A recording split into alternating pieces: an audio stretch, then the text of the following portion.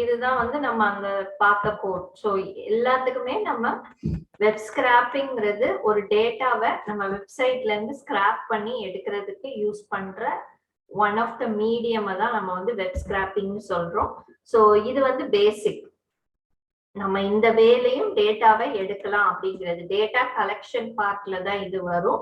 So நம்ம வந்து இந்த டேட்டா கலெக்ஷனை யூஸ் பண்ண போறது இல்லை, பிகாஸ் நமக்கு வந்து நம்மளோட ஜாப் அது கிடையாது. ஸோ டேட்டா சயின்டிஸ்ட்ங்கிறவங்க சம் கம்பெனிஸ்ல ஃப்ரெஷரா ஜாயின் பண்றவங்க வந்து they will be working in web scraping, that is data கலெக்ஷன்ல அவங்க ஒர்க் பண்ணுவாங்க. பட் எல்லாரும் அந்த ப்ராசஸை வந்து பண்ண மாட்டாங்க. அது யாரு பண்ணுவாங்கன்னா ஃபீல்ட் ஒர்க் பண்றவங்க, அதாவது டேட்டாஸை கலெக்ட் பண்றது. இப்போ இது வந்து உங்களுக்கு வெப் ஸ்கிராப்பிங்கிறது வெப்சைட்ல இருக்கிற டேட்டாஸை கலெக்ட் பண்றது. இப்போ டீப் லேர்னிங் அந்த மாதிரி எல்லாம் போகும்போது இமேஜஸ் வீடியோஸ் எல்லாம் கலெக்ட் பண்ணுவாங்க. ஸோ அதெல்லாம் வந்து என்னன்னா ஒரு ரியல் டைம் ப்ராஜெக்ட்ஸ் வந்து கலெக்ட் பண்ணும். இப்போ ஃபார் எக்ஸாம்பிள் சிம்பிளா சொல்லணும்னா ஒரு செடியில வந்து ஒரு பூச்சி வந்து அரிச்சிருச்சுன்னு வச்சுப்போம். அந்த செடி வந்து சம் ப்ராப்ளம், இப்போ ஏதோ ஒரு ஃப்ரூட்டோ, இப்போ தக்காளியோ வெங்காயமோ ஏதோ ஒரு செடியில சம் டிஃபெக்ட் வந்து வருது அப்படின்னா அந்த மாதிரி டிஃபெக்ட் வந்த செடி எல்லாத்தோட போட்டோவையும் எடுத்து அதை ஒரு லைப்ரரியா கலெக்ட் பண்ணி அதை வந்து இன்புட்டா கொடுப்பாங்க. அந்த இன்புட்டை பேஸ் பண்ணி அப்போ நீங்க ஒரு புதுசா ஒரு செடி கொடுத்தீங்கன்னா, ஒரு செடியோட போட்டோ கொடுத்தீங்கன்னா அது வந்து அந்த டிஃபெக்டட் அந்த பூச்சி வந்து அந்த செடியில இருக்கா இல்லையாங்கிறத அதை அனலைஸ் பண்ணி சொல்லும். அதுதான் டீப் லேர்னிங். ஸோ அப்ப இந்த மாதிரி செடி வந்து அஃபெக்ட் ஆன செடியோட போட்டோவை கலெக்ட் பண்ணணும்னா அதுக்கு எவ்வளவு ஃபீல்ட் ஒர்க் தேவைப்படும். அவங்க வந்து மந்த்ஸ் அண்ட் மந்த்ஸ் வந்து வெளியே போய் அந்த டேட்டாஸ் எல்லாம் கலெக்ட் பண்ணுவாங்க. ஸோ அது வந்து தனி ப்ராசஸ். இந்த ப்ராசஸ்க்கும் அதுக்கு வந்து சம்பந்தம் கிடையாது. அவங்க வந்து ரிசர்ச் ஒர்க் பண்றவங்க. ஸோ எக்ஸாம்பிளுக்கு இப்ப நீங்க ஒருவேளை மாஸ்டர்ஸ் பண்றீங்க, இல்ல இப்போ அப்ராட்ல எல்லாம் மாஸ்டர்ஸ் பண்ணும்போது அவங்க என்ன பண்ணுவாங்கன்னா உங்களோட டீப் லேர்னிங் ப்ராஜெக்ட் எல்லாம் இந்த மாதிரி தான் கொடுப்பாங்க. ஸோ என்ன சொல்லுவாங்கன்னா நீங்க இந்த ப்ராஜெக்ட்டுக்கு இவ்வளவு டேட்டா வந்து நீங்க இன்புட்டா கொடுக்கணும். ஏன்னா அங்கெல்லாம் வந்து நீங்க உங்களுடைய ப்ராஜெக்ட்டுக்கு நீங்க டேட்டாஸை வந்து அப்படியே வந்து இன்புட்டா கொடுக்க முடியாது. ஸோ அப்ப நீங்க என்ன பண்ணணும், உங்களுடைய யூனிக் டேட்டாவை தான் நீங்க இன்புட்டா கொடுக்கணும். ஸோ அப்ப நீங்க தான் வந்து போய் அலைஞ்சு எல்லாத்தையும் எடுக்கணும். ஸோ அப்ப அந்த மாதிரி டைம்ல you will be doing all the task. But இங்க வந்து ப்ராஜெக்ட்ஸ் எந்த பேஸ்ல நடக்குதுன்னு எனக்கு தெரியல. பட் மாஸ்டர்ஸுக்கு பண்ற ப்ராஜெக்டுக்கு கூட எல்லா ப்ராசஸும் நம்ம தான் பண்ணுவோம். அது இண்டிவிஜுவல்.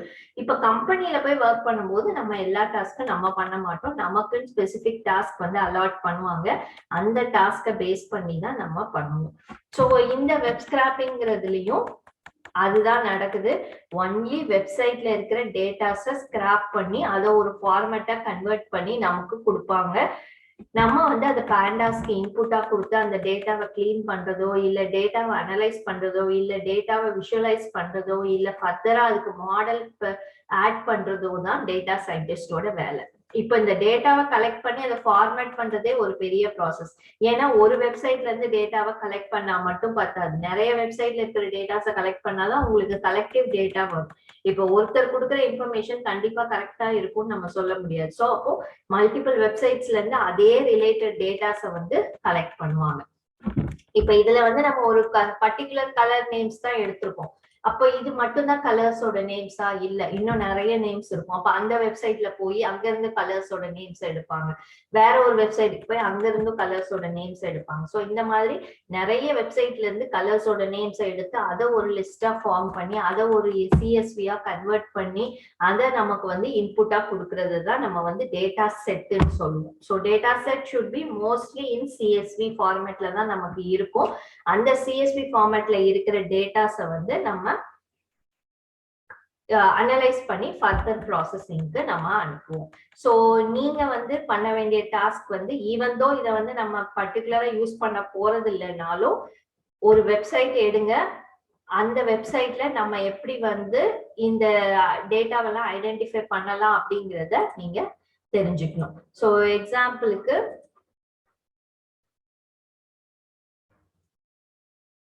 இப்ப எக்ஸாம்பிளுக்கு பார்த்தோம்னா,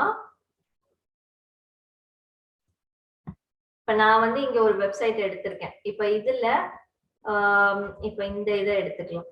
இந்த இதுல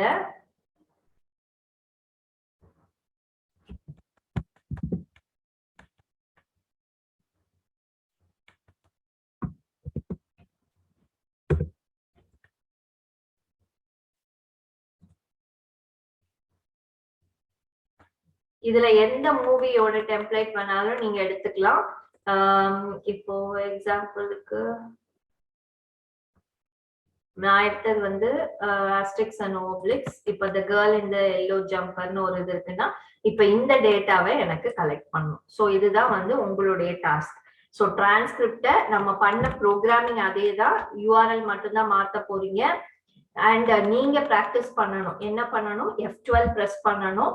F12 ப்ரெஸ் பண்ணோன்னே இந்த விண்டோ வரும் உங்களுக்கு. விண்டோ வந்த உடனே இந்த டேட்டாஸ் வந்து எந்த இடத்துல இருக்குங்கிறத ஐடென்டிஃபை பண்றதுக்கு கம்ப்ளீட் ஆர்டிக்கிளோட பேஜை வந்து நம்ம ஃபர்ஸ்ட் சர்ச் பண்றோம். மோஸ்ட்லி இதுல சேமா தான் இருக்கும். நான் சேம் வெப்சைட் கொடுக்கறதுனால இந்த ஆர்டிக்கிளோட இதை நீங்க ஃபர்ஸ்ட் செலக்ட் பண்ணுங்க. பாருங்க, இதுதான் இந்த ஆர்டிக்கிளோடது. இது உள்ள டைட்டில் மட்டும் வேணும்னா H1ங்கிற டேக் கொடுக்கணும். அண்ட் ஸ்கிரிப்ட் வேணும்னா கிளாஸ் ஈக்குவல் டு ஃபுல் ஸ்கிரிப்ட்ங்கிற டேகை யூஸ் பண்ணுவீங்க. கோடிங் எல்லாமே சேம் தான். நான் இந்த நோட் பேட் உங்களுக்கு அனுப்புவேன். உங்களுடைய ப்ராக்டிஸ் வந்து எதுக்கு நான் இதை வந்து சொல்றேன்னா, ஃபர்ஸ்ட் நீங்க ஜூபிட்டர் நோட் புக் இன்ஸ்டால் பண்ணி இருக்கணும். ஜூபிட்டர் நோட் புக்ல போய் இந்த லைப்ரரிஸை நம்ம வந்து பண்ணணும், டாஸ்க் பண்ணணும். இந்த இதெல்லாம் ஃபர்ஸ்ட் நீங்க உங்களோட கமாண்ட் ப்ராம்ப்ட்ல இன்ஸ்டலேஷன் பண்ணணும். இன்ஸ்டலேஷன் பண்ணதுக்கு அப்புறம் தான் நீங்க மற்ற ப்ராசஸ் எல்லாம் பண்ண முடியும்.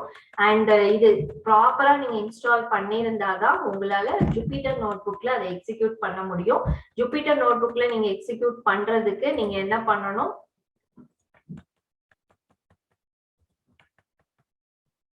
Shift plus enter அல்லது Control plus enter வந்து நீங்க கொடுக்கணும்.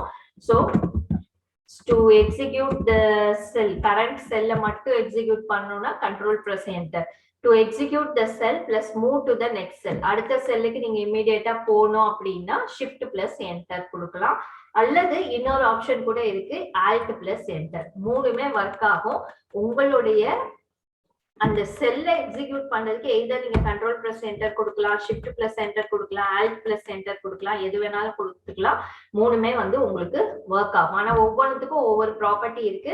இதுல வந்து நிறைய ஷார்ட்கட்ஸ் அவைலபிளா இருக்கு. இந்த ஒரு ஷார்ட்கட் மட்டும்தான் இல்ல, Jupiter notebook have multiple shortcuts available. நமக்கு அது எல்லாமே இப்ப நீங்க படிச்சீங்கன்னா கன்ஃபியூஸ் ஆயிடுவீங்க. யூஸ் பண்ண நீங்க அந்த ஷார்ட்கட்ஸ் எல்லாம் தெரிஞ்சுக்கலாம். உங்களுக்கு உங்களோட ரெக்குவயர்மெண்ட் இருக்கும் இல்லையா, அந்த ரெக்குவயர்மெண்ட்டுக்கு அந்த டைம்ல எது தேவையோ அந்த ஷார்ட்கட்டை மட்டும் லேர்ன் பண்ணிக்கோங்க. இப்ப எக்ஸாம்பிளுக்கு எஸ்கேப் பிளஸ் பின்னு கொடுத்தீங்கன்னா, நான் வந்து உங்களுக்கு இன்சர்ட்ல போய் காட்டினேன். Insert a new cell above, insert a new cell பிலோன்னு காட்டினேன். அதுக்கு பதிலா எஸ்கேப் பிளஸ் ஏன்னு கொடுக்கலாம், எஸ்கேப் பிளஸ் பி ரெண்டுமே ஒண்ணுதான். எஸ்கே பிளஸ் ஏன்னா அபவ்ல ஒரு செல்லு, நீங்க டைப் பண்ணிட்டு இருக்க செல்லுக்கு அபவ் ஒரு செல் வந்து கிரியேட் பண்ணும். எக்ஸல் மாதிரியே தான், நீங்க ஞாபகம் வச்சுக்கோங்க. எக்ஸல்ல நம்ம வந்து செல்லுன்னு சொல்லுவோம் இல்லையா, அதே தான் ஜூபிட்டர்லயும். எக்ஸல்ல எப்படி நம்ம செல் வந்து இன்சர்ட் பண்ணுவோம், டெலீட் பண்ணுவோம், அதே மாதிரி இங்கேயும் நீங்க வந்து பண்ணிக்கலாம். ஸோ ஹெட்டிங் ஆட் பண்றதுக்கு இதெல்லாம் நீங்க வந்து யூஸ் பண்ணும் போது உங்களுக்கு ஏதாவது ஸ்பெசிபிக் ரெக்குவயர்மெண்ட் இருக்கும் போது என்கிட்ட கேளுங்க. நான் வந்து இதுல காமனா இருக்கிறத நான் வந்து கொடுத்துருக்கேன். வேணும்னா நான் உங்களுக்கு வந்து ஒரு ஷார்ட்கட்டோட டெம்ப்ளேட் ஒண்ணு இருக்கு, அதையும் நான் கொடுக்குறேன். பட் அதுல வந்து எல்லா டெம்ப்ளேட்டும் சேர்ந்து இருக்கும், உங்களுக்கு எல்லாத்தோட ஷார்ட்கட்ஸும் இருக்கும். அதையும் நான் உங்களுக்கு ப்ரொவைட் பண்றேன். நீங்க அதையும் ரெஃபர் பண்ணி பார்த்துக்கலாம். எப்போ வேணுமோ அதை ரெஃபர் பண்ணி பார்த்துட்டு அந்த ஜூபிட்டர் நோட் புக்ல இருக்கிற ஷார்ட்கட்ஸ்ல உங்களுக்கு எது வேணுமோ அதையும் நீங்க ஆட் பண்ணிக்கலாம். ஏன்னா ஜூபிட்டர் நோட் புக் வந்து it's the only recommended editor for இந்த இதுக்கு மிஷின் லேர்னிங்க்கு நம்ம யூஸ் பண்ற எடிட்டர். இன்னொரு எடிட்டர் இருக்கு, அது என்னன்னா கூகுள் கொலாப். கூகுள் கொலாப்ங்கிறதும் வந்து ஜூபிட்டர் நோட் புக்கு ஆல்டர்னேட்டிவா நீங்க அதையும் யூஸ் பண்ணிக்கலாம். பட் மோஸ்ட்லி நம்ம அதை ஏன் யூஸ் பண்றது இல்லைன்னா, இப்ப நீங்க ஜூபிட்டர் நோட் புக்ல வந்து இப்போ ஒரு ஃபோல்டர் நம்ம எப்படி வந்து நம்ம சிஸ்டம்ல ஒரு ஃபோல்டர் கிரியேட் பண்ணி உள்ள இமேஜஸ் எல்லாம் நம்ம ஸ்டோர் பண்ணி வைக்கிறோமோ அந்த மாதிரி நம்ம ஸ்டோர் பண்ணி வச்சுக்கலாம். அது ஆட்டோமேட்டிக்கா டிடெக்ட் பண்ணிடும். ஆனா கூகுள் கொலாப்ல என்ன ஆகும்னா, சம்டைம்ஸ் நீங்க இன்னைக்கு ஸ்டோர் பண்ற ஃபைல்ஸ் நாளைக்கு ஓபன் பண்ணீங்கன்னா அது டெலீட் ஆயிடும். ஏன்னா அந்த ஸ்டோரேஜ் வந்து கூகுள்ல நமக்கு ஜாஸ்தி ஆயிட்டே போகும். நீங்க பார்த்திருப்பீங்க, நம்மளோட கூகுள் டிரைவோ இல்ல ஜிமெயிலோ ஒரு பெர்சன்டேஜ் வரைக்கும் தான் நமக்கு ஃப்ரீ ஸ்பேஸ் கொடுப்பாங்க. அதுக்கப்புறம் வந்து நமக்கு காசு பே பண்ண சொல்லுவாங்க. சோ இப்போதைக்கு நமக்கு யாருக்குமே இன்னும் ஃபில் ஆயிருக்காது.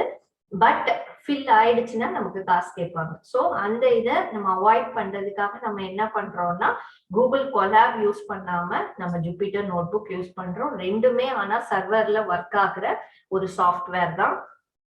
பட் நமக்கு தேவை வந்து என்னன்னா எக்ஸிகியூஷன் ப்ராப்பரா இருக்கணும். இப்ப கூகுள் கொலாபுக்கு வந்து உங்களுக்கு நிறைய ரெஸ்ட்ரிக்ஷன்ஸ் இருக்கும் டைப் பண்றதுல, எக்ஸிக்யூட் பண்றதுல.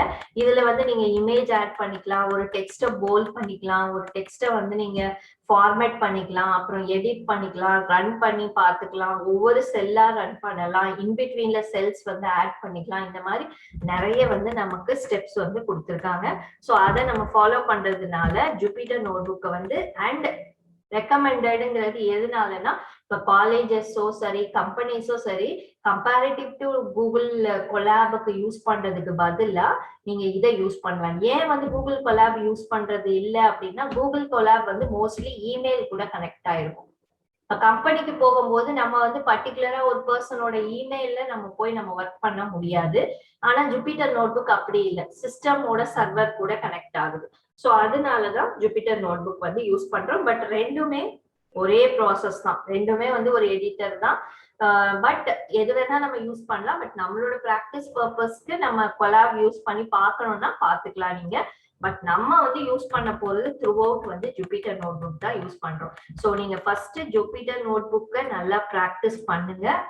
அதை பண்ணும் போதே பேரலா இந்த வெப் ஸ்கிராப்பிங்கோட கோடையும் டைப் பண்ணி பாருங்க. சோ ஃபர்ஸ்ட் உங்களுக்கு புரியலன்னா அப்படியே செல்லுல காப்பி பேஸ்ட் பண்ணி எக்ஸிக்யூட் பண்ணி பாருங்க ஃபர்ஸ்ட் டைம்.